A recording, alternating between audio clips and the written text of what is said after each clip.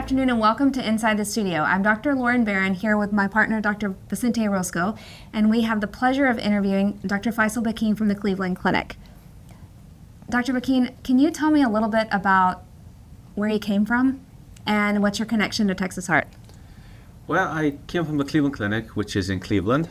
And by the way, thank you for hosting me, Lauren and Vicente.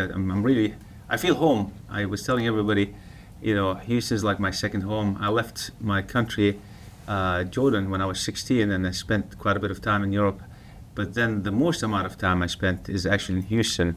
And I identify with the people, the weather. I identify with the excellence in cardiac surgery that's here. So I always feel like home here. My connection in terms of documented connection is that I did my cardiothoracic residency here in Houston at the Baylor program and the THI program.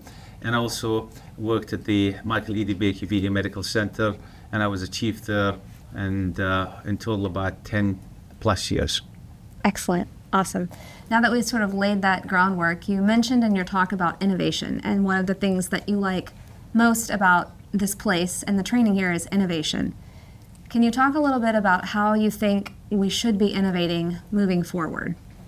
Yeah, well, innovation is natural. I mean, I joked about my daughter. I come back from work late and I call her. I say, Maria, I'm home. And then suddenly my phone rings and she's FaceTiming me. I said, come downstairs, I need a hug. For them, the virtual interaction, the screen interaction is just as meaningful, if not meaningful, than in-person interaction. Same in the OR, we like big incisions with knife suturing and the traditional surgery as we know it, which we all love and we should continue to do because that's an essential skill to have. But the newer generation love video games, they love interacting with screens, they love the robotic stuff, and they do a great job at it. So I think when we see opportunities to introduce this technology, yes, it's going to be harder for us to do and perfect, but it's going to be easier on them to do. So that's why I'm excited about new technologies, robotics, AI, because it's very natural to the younger generation, and we should support them in exploring that option for the benefit of our patients. Agreed. Absolutely. Well, among those lines, you are a graduate from this institution, and we, as a younger surgeons, we admire you and admire your work in the coronary. I admire you more. the coronary arena that you really, bring, the evidence and the data for a procedure that, it was banalized for just very common for everyone. Oh, it's a coronary artery bypass graft. But my question to you is, how do you train your residents at the Cleveland Clinic? In what cases they should be selecting? In what cases they should push to do arterial grafting? It's just something that, sometimes it's hard to pass the messages how to do these operations to the trainees. So Vicente, I'm jealous from both of you actually, you and Laura, because I love aortic stuff. Actually, a third of my practice is aortic, a third is coronary, and a third is a sum of everything else. But I got really fascinated by the literature in the coronary world, and maybe I should switch and look at the valves because I see all those transcatheter stuff taking over and starting like a wildfire out of control. But I'm going to stick for coronary with now, and because I know the literature really, really well. And when it comes to advising my trainees, I say one thing: do what you're comfortable with, and a good vein is better than a bad artery. And if you put a perfect mammary or internal thoracic artery to the LAD and you leave the OR with a perfect technical job, that graft is going to stay open forever. And in most patients, that can sustain life. So doing multi-arterial is probably not going to impact survival for many, but it's going to improve in outcomes such as MIs, spontaneous MIs in the future, angina, and by virtue of that, have better quality of life. There are a subset of patients with important non-LAD targets that I strongly believe will receive a benefit if you use a second ITA. And the advantage of the ITA is that we know biologically it's resistant to atherosclerosis. So if you do a perfectly good job, avoid competitive flow, technically perfect result, that ITA should stay open a lifetime. It's rare exceptions where that ITA would go down. Now, a radial artery is good, but you're going to have to use it selectively and in the hands of people who are comfortable with using it and use it in the right situation, avoid competitive flow, then they could achieve great results, maybe better than a vein. But again, if you're not comfortable as a trainee, if you're doing your first 20, 30 cases in private practice, small program where everybody's scrutinizing you, you gotta have a perfect result. So do a perfect ITA to the LAD and then use a good quality vein. And if not, maybe start with radial and then start bilateral mammary selectively and incrementally increase the complexity of the procedure. You gotta be safe. The most important thing is do no harm, do no harm. That's great. That was a good answer. All right, and over those lines, I think with those disparities and everything, we know that. What about multi-arterial grafting in women? It's just we have data for males, but for women, it's kind of like a gray area. I don't know. You can comment on. We're trying to get brownie points with Laura now. She didn't ask me that question. No, I think it's important because, but first of all, women are less likely to have coronary heart disease in their lifetime than men. That's why there's more CABG performed on males than females.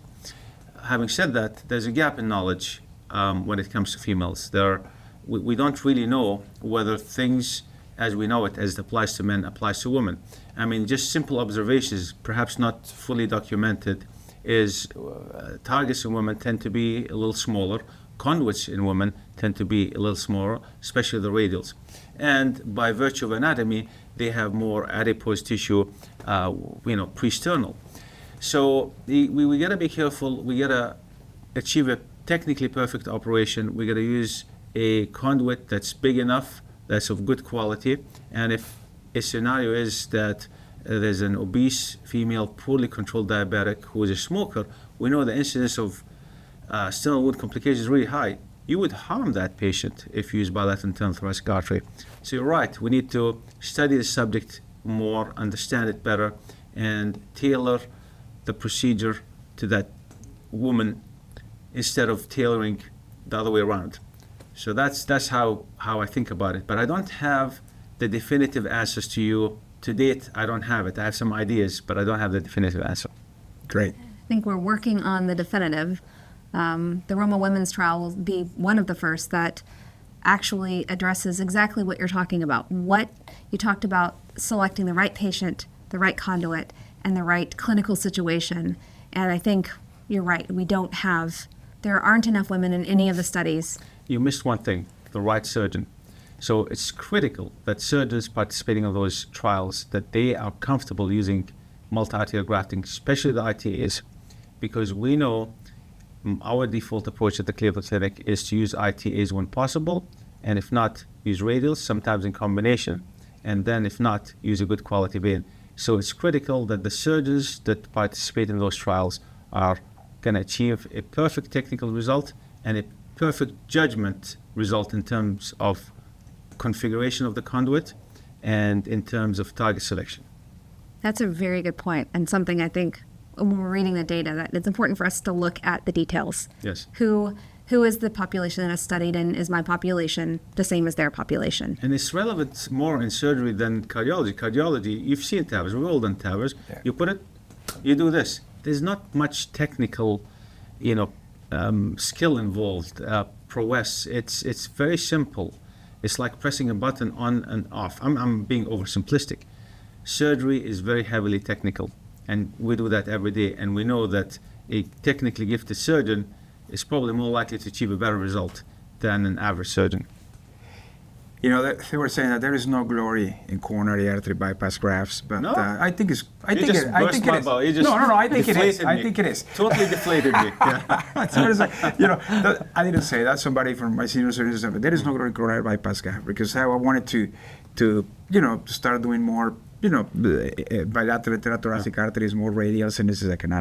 Yeah. So then, the patient populations that you start getting as you start your practice in an institution like this is all the patients' characteristics that they don't need a multi-arterial grafting. Peripheral vascular disease, BMI more than 40, diabetic, chronic kidney disease, and it's just like use that up with veins and arteries, and then the cardiologists look at you, it's like you are really not to standard of care. So it's just something that, I don't know, it's something that the junior people in the Cleveland Clinic they go through, or or is this is common in across the practice in the United States or Yeah, I don't know. I mean, I like the cardiologists who kind of keep pushing us in a nice way. Like, hey, I've heard that they do X percentage of mammographs at that hospital. How come we're stuck at 35% or 40%?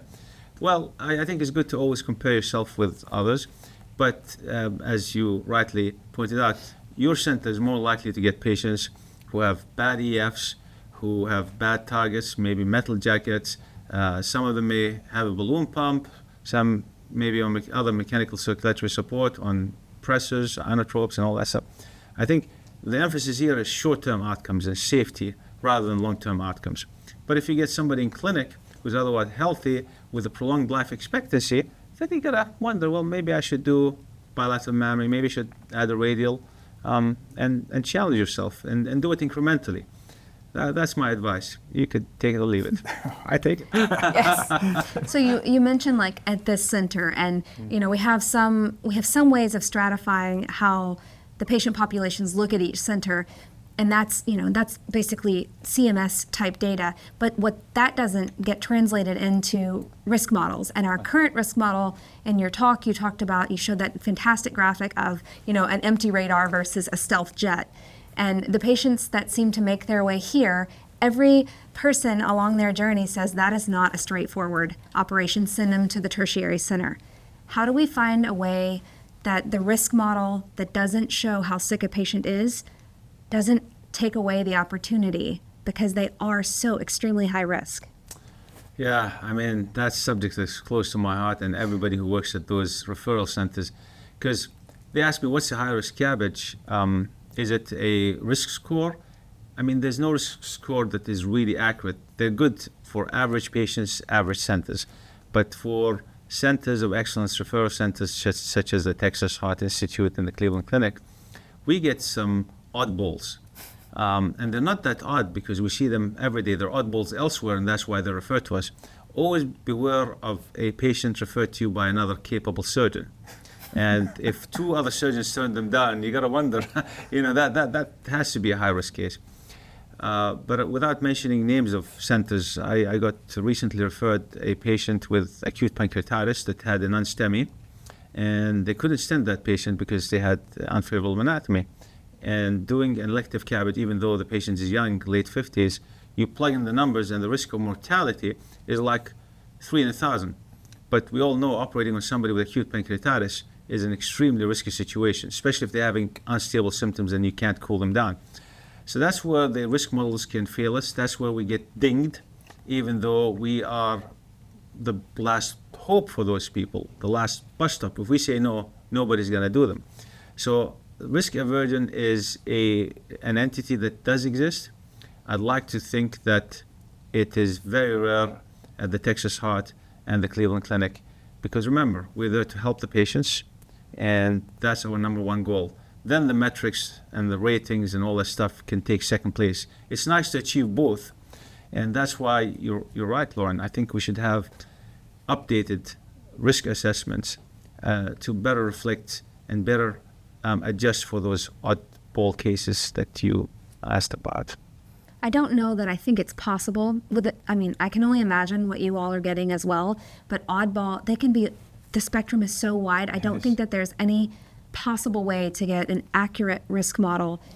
Do you think that there might be a way to separate out patients that fall within a risk model versus those that don't, so that they're two separate cohorts? Yeah, there's the Cleveland Clinic cohort, the Texas Heart Institute cohort, and another cohort for another community. No, I mean,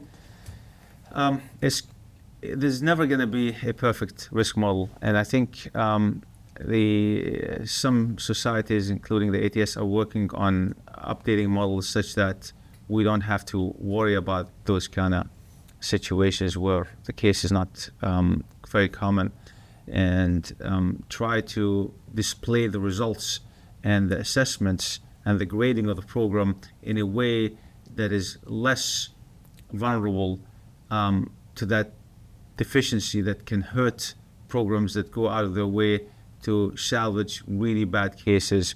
I mean, you don't want to do futile cases, hopeless cases. That's futile. but at the same time, you don't want to turn down a patient with high risk that's potentially salvageable. So I think with time, all of us realize that this is always going to be a problem, but we hope that it's going to get better.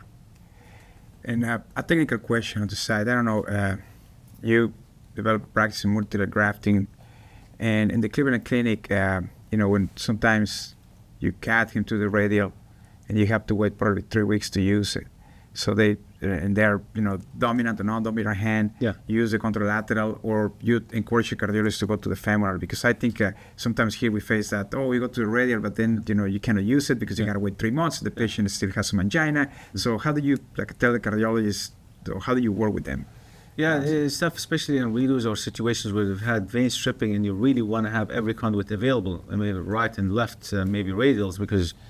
And it's nice to communicate with the cardiologist, the person catting them ahead of time, but that's not always possible. Exactly. And I've had a case, a redo cabbage, where I had no vein options, and unfortunately they've cat both radials.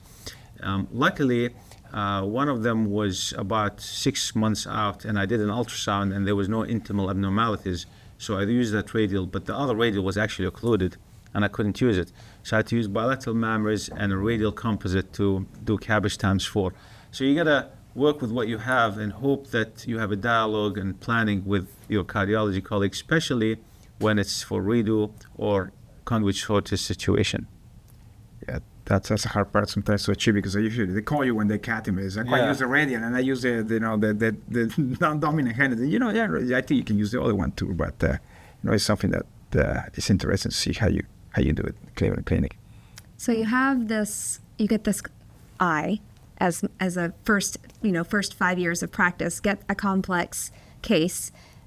I go to one of my senior surgeons and have them look over things. And the funny thing about that particular go to a senior surgeon is that sometimes I go to 4 or 5 and they all give me a different answer.